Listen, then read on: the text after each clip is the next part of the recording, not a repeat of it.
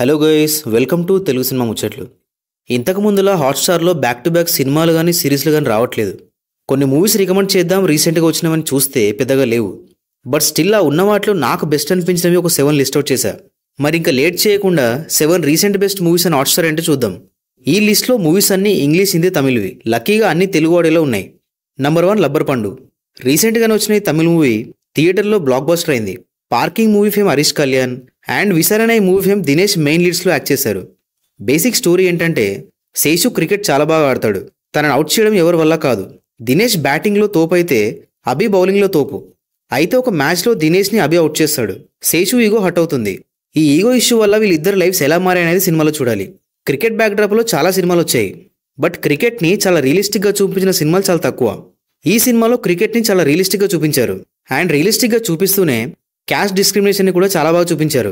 అభి and Seshu మధ్య ఉండే scenes కానీ, క్రికెట్ సీన్స్ కానీ, అభి అండ్ శేషు ఫ్యామిలీ సీన్స్ కానీ అన్నీ బాగుంటాయి.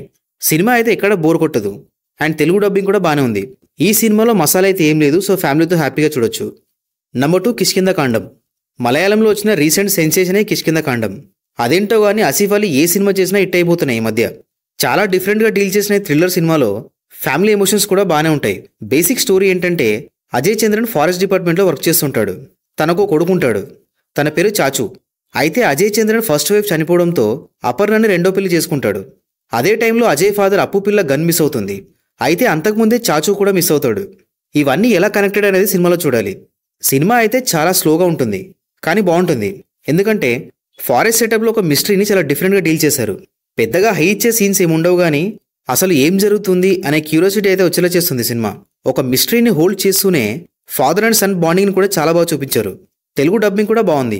ఒక డిఫరెంట్ మిస్టరీ థ్రిల్లర్ చూడాలనుకుంటే ఈ సినిమా చూడండి. తెలుగు డబ్బింగ్ కూడా బాగుంది. Number 3 Deadpool and Wolverine. ఈ సినిమా తెలుగు ట్రైలర్ చూశాక డబ్బింగ్ చూసి అందరు షాక్ అయ్యారు. ఏదో తమిళ సినిమాని తెలుగులో డబ్ చేసినట్టు ఉంటుంది డబ్బింగ్. ఇంకా MCU ఫ్రాంచైజ్ నుంచి వస్తున్న సినిమా and first time Deadpool and Wolverine cross over. అందువల్ల ఎక్స్పెక్టేషన్స్ అయితే ఒక రేంజ్లో ఉండే. బేసిక్ స్టోరీ ఏంటంటే, వేడ్ విల్సన్, అదే మన డెడ్పూల్, ఒక నార్మల్ లైఫ్ బతుకుతూ కార్ సేల్స్మెన్గా వర్క్ చేస్తుంటాడు. అయితే ఒక రోజు టైం వేరియన్స్ అథారిటీ ఏజెంట్ అయిన పారాడాక్స్ వేడ్ విల్సన్ని మల్టీవర్స్లో ఎనిమిస్తో ఫైట్ చేయాలని రిక్రూట్ చేస్తాడు. మల్టీవర్స్లో లోగన్ని కలుస్తాడు, అదే మన వోల్వరిన్. ఆ తర్వాత ఏం జరిగిందనేది సినిమాలో చూడాలి. ఈ సినిమా పక్కా MCU ఫ్యాన్స్ కోసమే, వేరే వాళ్ళకైతే అస్సలు నచ్చదు. సినిమాలో కొన్ని ఫ్లాస్ ఉన్నాయి, బట్ సినిమా అయితే బాగానే ఉంది. యాక్షన్కి కామెడీ బ్లెండ్ చేశారు అండ్ అది చాలా బాగా వర్కౌట్ అయింది.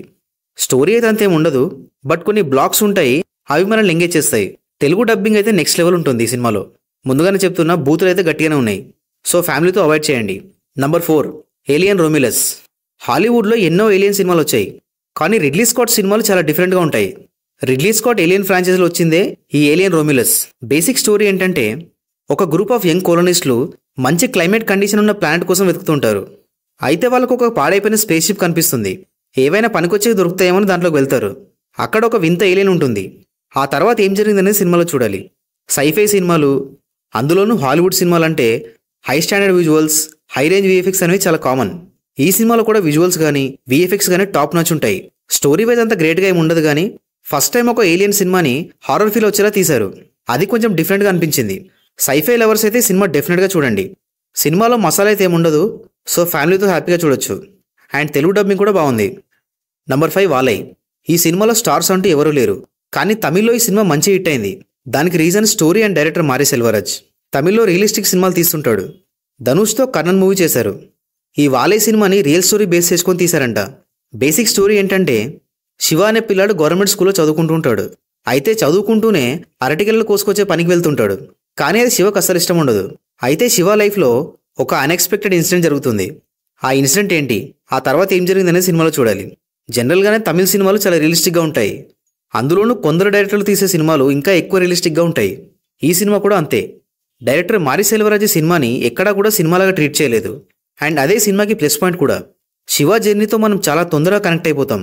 అయితే నరేషన్ చాలా స్లోగా ఉంటుంది, but still Shiva journey and సినిమాలో కొన్ని మూమెంట్స్ కోసం డెఫినెట్గా సినిమా చూడొచ్చు. తెలుగు డబ్బింగ్ కూడా బాగుంది. సినిమాలో మసాలా అయితే ఏం లేదు, సో ఫ్యామిలీతో చూడొచ్చు. Number 6 ARM.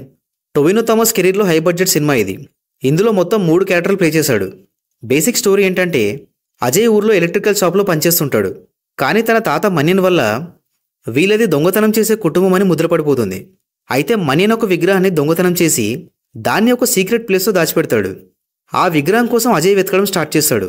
ఎందుకు అనేది సినిమాలో చూడాలి. స్టోరీ సింపుల్గానే ఉంటుంది, కానీ ఆ స్టోరీని 3 జనరేషన్స్కి బాగా లింక్ చేశారు. అయితే ఫస్ట్ హాఫ్లో లవ్ ట్రాక్ కొంచెం బోర్ కొడుతుంది. అదొక్కటి తప్ప ఓవరాల్గా సినిమా అయితే బాగానే ఉంటుంది. విజువల్స్ అన్నీ చాలా గ్రాండ్ స్కేల్లో ఉంటాయి. తెలుగు డబ్బింగ్ కూడా బాగానే ఉంది. సినిమాలో ఒక రొమాంటిక్ సీన్ ఉంటుంది, అదొక్కటి తప్పిస్తే మిగతా అంతా ఫ్యామిలీతో చూడొచ్చు. Number 7 kill. ఈ సినిమా రీసెంట్గా వచ్చిన సినిమా అయితే కాదు హాట్స్టార్లో, బట్ ఉన్న వాటిలో ఇది బెటర్ అనిపించింది. యాక్షన్ సినిమాలో ఇది టాప్ అని చెప్పొచ్చు, అలా ఉంటుంది ఇందులో యాక్షన్. బేసిక్ స్టోరీ ఏంటంటే పాట్నా నుంచి ఢిల్లీ వెళ్లే ట్రైన్లోకి కొంతమంది డెకాయిట్స్ ఎక్కుతారు. అయితే అదే ట్రైన్లో ఎన్ఎస్జీ కమాండో అమృత్ రాథోడ్ ఉంటాడు. ఆ డెకాయిట్స్తో అమృత్ రాథోడ్ ఎలా ఫైట్ చేశాడని సినిమాలో చూడాలి. సినిమా మొత్తం యాక్షన్తో ప్యాక్ అయి ఉంటుంది. ఒక్కో యాక్షన్ ఎపిసోడ్ ఒక్కో డైమండ్ అన్నట్టు ఉంటుంది సినిమాలో. సినిమా మొత్తం ట్రైన్లోనే ఉంటుంది. అయితే స్టోరీ మాత్రం సింపుల్గానే ఉంటుంది, బట్ రూత్లెస్ యాక్షన్ వల్ల ఎక్కడా బోర్ అయితే కొట్టది సినిమా. మీకు గనుక ఒక సాలిడ్ యాక్షన్ సినిమా చూడాలనుకుంటే కిల్ని చూసేయండి. ముందుగానే చెప్తున్నా, తెలుగు డబ్బింగ్ అయితే అసలు బాగాలేదు. అండ్ ఈ సినిమాలో మసాలా అయితే ఏం లేదు, కానీ ఇందులో ఉన్న యాక్షన్ వల్ల కొంచెం ఫ్యామిలీతో చూడడం కష్టమే. That's it guys. నా ఒపీనియన్లో హాట్స్టార్లో రీసెంట్గా వచ్చిన వాటిలో ఈ 7 బెస్ట్ అనిపించాయి. ఇవి కాకుండా మీకేమైనా బెస్ట్ అనిపిస్తే కమెంట్స్లో చెప్పండి. Thank you for watching this video.